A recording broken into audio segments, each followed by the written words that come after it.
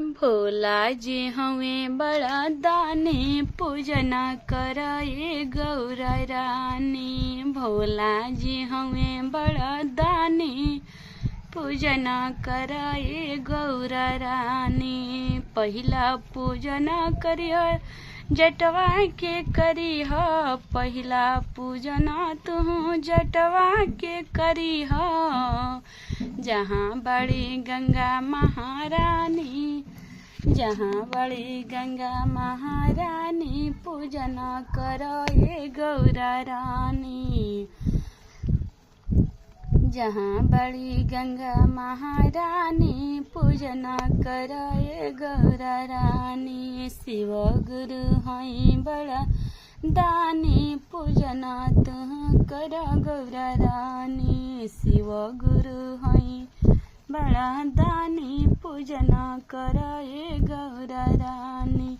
दूसरा पूजना तू लीलरा के करी हो, दूसरा पूजना तू लीलरा के करी हो। जहाँ बड़े चंदा महारानी पूजना कर गौरा रानी। जहाँ बड़ी चंदा महारानी पूजना कर गौरा रानी।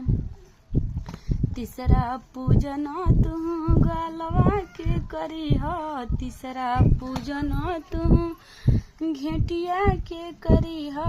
जहाँ बड़े नाग महाराज हो पूजना कर गौरा रानी। जहाँ बड़े नाग महाराज हो पूजना कर गौरा रानी। चौथा पूजना तू शिव गुरु के करी हो, चौथा पूजना तू शिव गुरु के करी हो। जहाँ रहस बसहा महाराज हो पूजना कर गौरा रानी। जहाँ रहस बसहा महाराज हो पूजना कर गौरा रानी। पांचवा पूजना उनका हथवा के करी हो, पांचवा पूजना उनका हथवा के करी हो। जहाँ बजे डमरुआ दिन रात हो पूजना कर गौरा रानी। जहाँ बजे डमरुआ दिन रात हो पूजना कर गौरा रानी।